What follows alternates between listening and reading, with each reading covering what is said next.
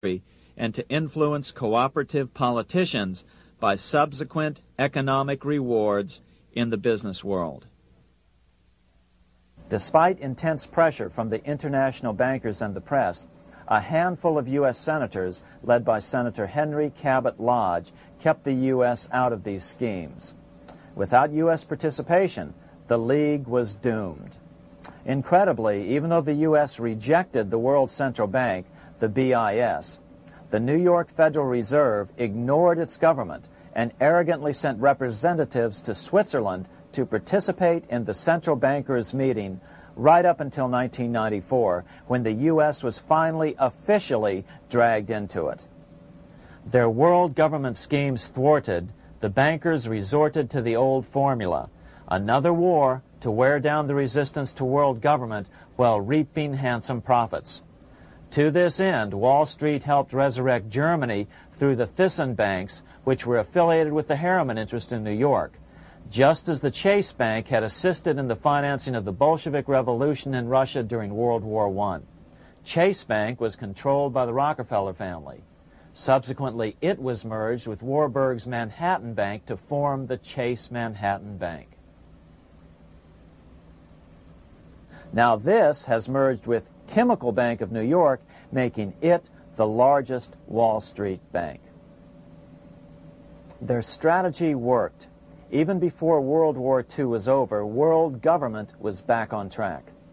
In 1944, at Bretton Woods, New Hampshire, the International Monetary Fund and the World Bank were approved with full U.S. participation.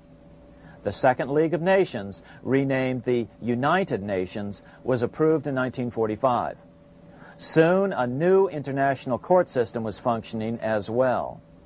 All effective opposition to these international bodies before the war had evaporated in the heat of war, just as planned. These new organizations simply repeated on a world scale what the National Banking Act of 1864 and the Federal Reserve Act of 1913 had established in the U.S. They created a banking cartel composed of the world's central banks, which gradually assumed the power to dictate credit policies to the banks of all the nations. For example, just as the Federal Reserve Act authorized the creation of a new national fiat currency called Federal Reserve Notes, the IMF has been given the authority to issue a world fiat money called Special Drawing Rights, or SDRs. To date, the IMF has created in excess of $30 billion worth of SDRs. Member nations are being pressured to make their currencies fully exchangeable for SDRs. In 1968, Congress approved laws authorizing the Fed to accept SDRs as reserves in the U.S. and to issue Federal Reserve notes in exchange for SDRs. What does that mean? It means that in the U.S., SDRs are already a part of our lawful money. And what about gold? SDRs are already partially backed by gold. And with 2/3 of world gold now in the hands of central banks, the money changers can go about structuring the world's economic future in whichever way they deem most profitable. Keep in mind, just as the Fed is controlled by its Board of Governors, the IMF is controlled by its Board of Governors, which are either the heads of the different central banks or the heads of the various national treasury departments dominated by their central banks. Voting power in the IMF gives the U.S. and the UK, that is to say the Fed and the Bank of England, effective control. Just as the Fed controls the amount of money in the U.S., the BIS, IMF, and World Bank control the money supply for the world.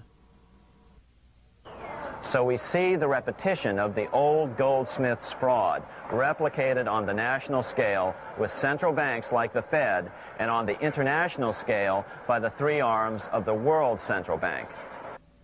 Is this organization of the BIS, the IMF, and the World Bank, which we refer to collectively as the World Central Bank, presently expanding and contracting world credit? Yes. Regulations put into effect in 1988 by the BIS required the world's bankers to raise their capital and reserves to 8% of liabilities by 1992. Increased capital requirements put an upper limit to the fractional reserve lending, similar to the way cash reserve requirements do. What has this seemingly insignificant regulation made in a Swiss city 8 years ago meant to the world? It means our banks cannot loan more and more money to buy more and more time before the next depression, as a maximum loan ratio is now set. It means those nations with the lowest bank reserves in their systems have already felt the terrible effects of this credit contraction as their banks scrambled to raise money to increase their reserves to 8%.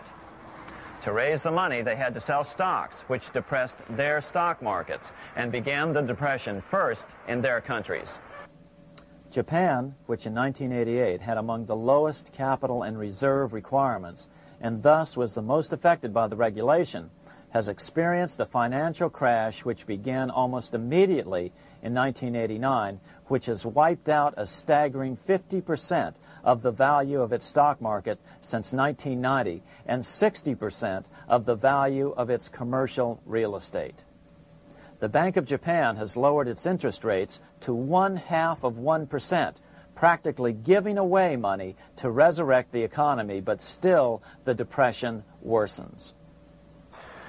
Due to the $20 billion U.S. bailout of Mexico, the financial collapse in that nation is already known here. Yet despite the bailout, the economy continues to be a disaster. One huge debt after another is rolled over as new loans are being made simply to enable Mexico to pay the interest on the old loans. In the south of Mexico, the poor have been in open revolt as every spare peso is being siphoned out of the country to make interest payments. It is important to note that a radical transfer of power is taking place as nations become subservient to a supranational world central bank controlled by a handful of the world's richest bankers. As the IMF creates more and more SDRs by the stroke of a pen on IMF ledgers, more and more nations borrow them to pay interest on their mounting debts and gradually fall under the control of the faceless bureaucrats of the World Central Bank. As the worldwide depression worsens and spreads, this will give the World Central Bank the power of economic life and death over these nations. It will decide which nations will be permitted to receive further loans and which nations will starve. Despite all the rhetoric about development and the alleviation of poverty, the result is a steady transfer of wealth from the debtor nations to the money changers' central banks which control the IMF and the World Bank. For example, in 1992, the Third World debtor nations, which borrowed from the World Bank, paid $198 million more to the central banks of the developed nations for World Bank-funded purposes than they received from the World Bank. All this increases their permanent debt in exchange for temporary relief of poverty caused by prior borrowings. Already, these repayments exceed the amount of the new loans.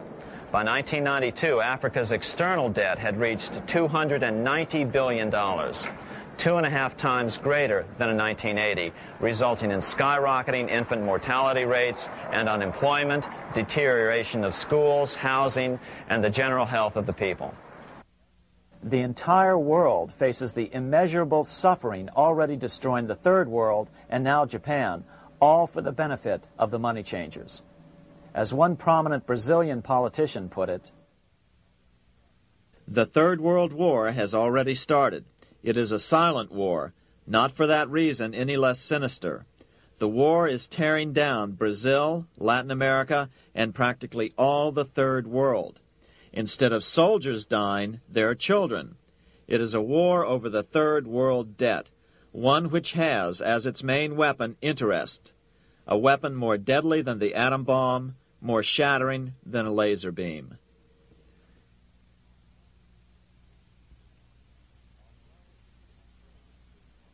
Although it would be absurd to ignore the pivotal role played by influential families such as the Rothschilds, the Warburgs, the Schiffs, the Morgans, and the Rockefellers in any review of the history of central banking and fractional banking, keep in mind, by now, central banks and the large commercial banks are up to 3 centuries old and deeply entrenched in the economic life of many nations.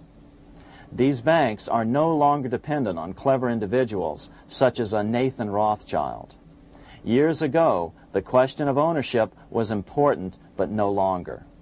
For example, both the Bank of England and the Bank of France were nationalized after World War II, and nothing changed, nothing at all. They endure and continue to grow, now protected by numerous laws, paid politicians, and mortgaged media, untouched by the changing of generations. 3 centuries have given them an aura of respectability. The old school